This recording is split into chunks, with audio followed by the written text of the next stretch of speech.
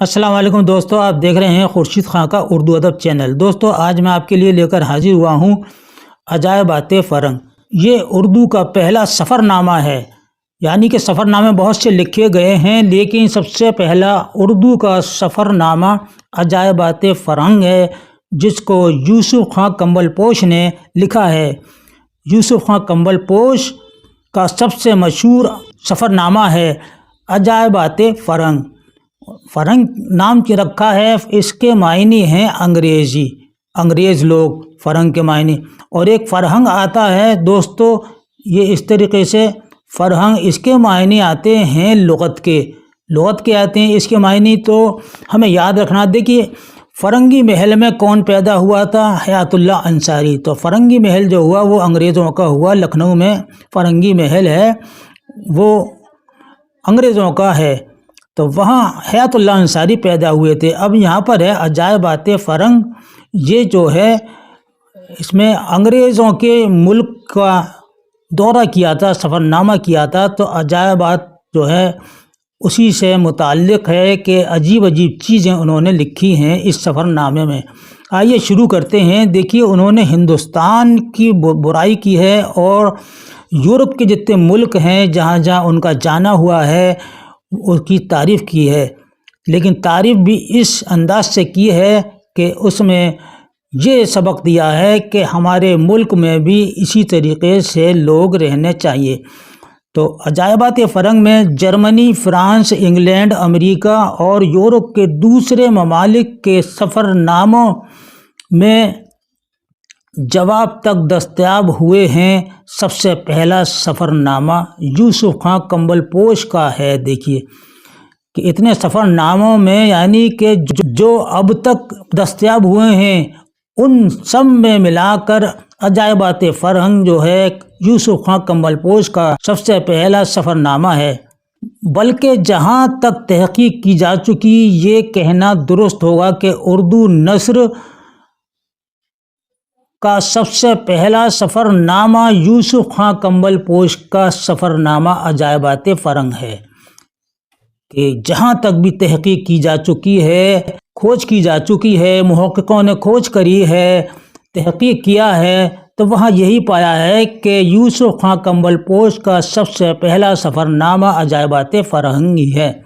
یہ سفر نامہ 1847 میں دلی میں طبع ہوا، دلی میں چھپا تھا، اور اس کے بعد 1898 میں، یعنی کچھ سال بعد، یہ نول کشور پریس لکھنؤ سے شائع ہوا۔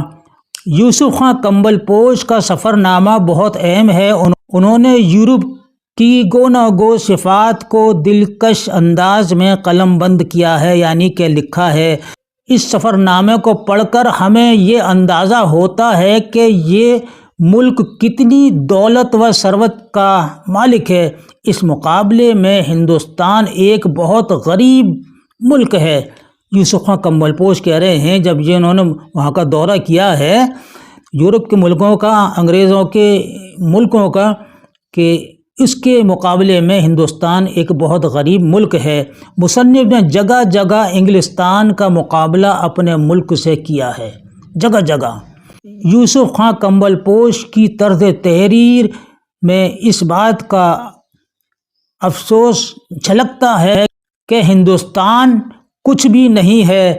ان کی سب سے بڑی خوبی یہ ہے کہ انہوں نے ہندوستان کی کمتری اور اس کی برائیوں پر پردہ ڈالنے کے بجائے اسے سچائی کے ساتھ پیش کر دیا ہے، اور ہر جگہ یہ ثابت کرنے کی کوشش کی ہے کہ انگلستان ہندوستان سے کئی گنا بہتر ہے۔ دیکھیے انگلستان ہندوستان سے کئی گنا بہتر ہے۔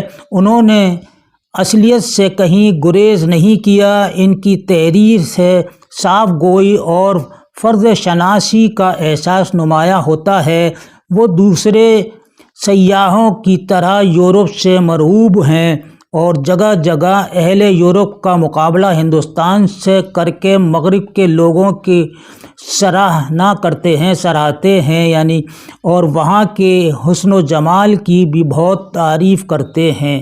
कुंवारियाँ खूबसूरत अपने अपने खेतों में बैठी अनाज काटती, बावजूद बमकदूरी के बड़े बनाव श्रृंगार से थीं। यानी कि खेतों में जो औरतें लड़कियां काम करती हैं वहाँ वो बिल्कुल श्रृंगार किए हुए हैं और बाल संवारे हुए हैं, अच्छे कपड़े पहने हुए हैं, बल्कि यूं चाल व हुस्न जमाल में अमीरजादियों हिंदुस्तानियों से बेहतर मालूम होती हैं।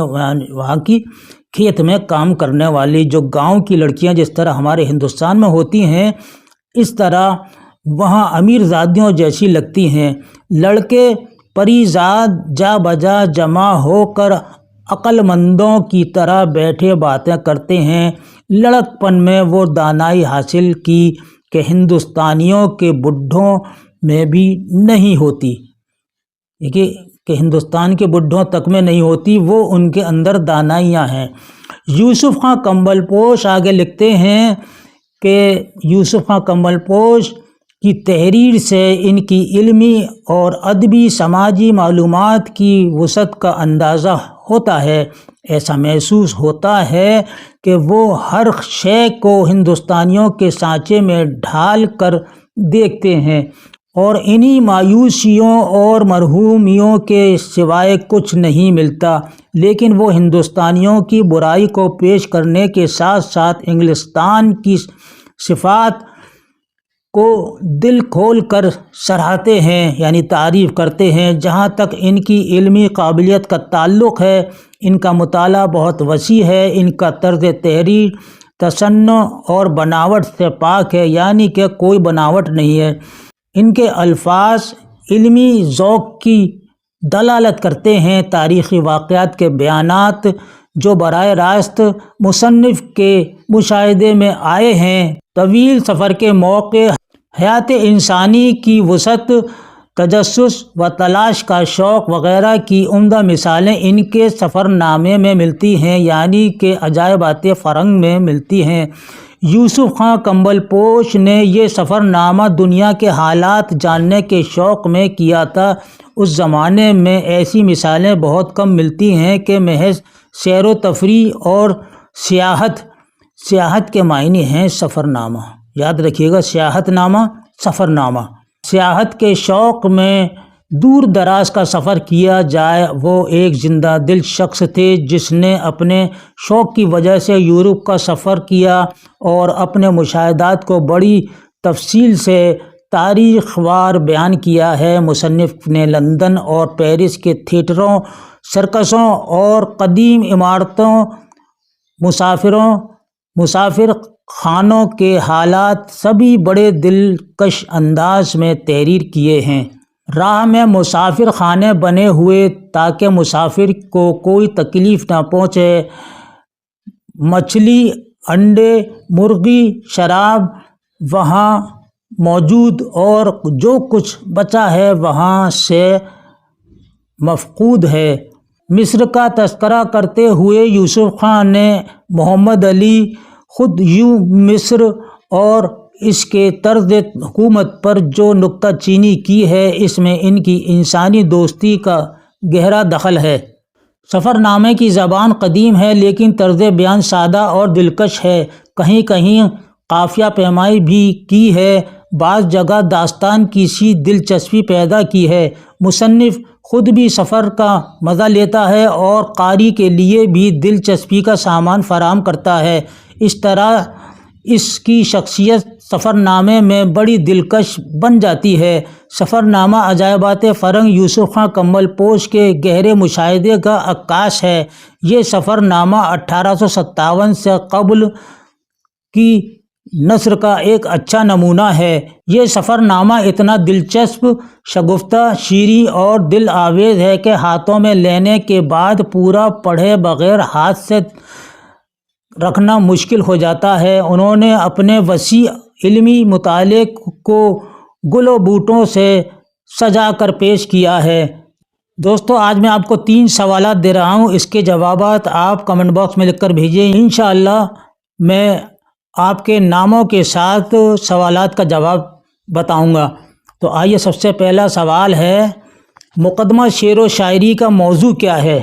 مقدمہ شعر و شاعری کا موضوع کیا ہے؟ دوسرا سوال ہے موازنہ انیس و دبیر کس کی تصنیف ہے؟ موازنہ انیس و دبیر کس کی تصنیف ہے؟ تیسرا سوال ہے اردو کا پہلا مرثیہ کون سا ہے؟ دوستو یہ تھے 3 سوال۔ اس کے ساتھ ہی اپنے بھائی کو اجازت دیجیے اور اپنا خیال رکھیے۔ اللہ حافظ۔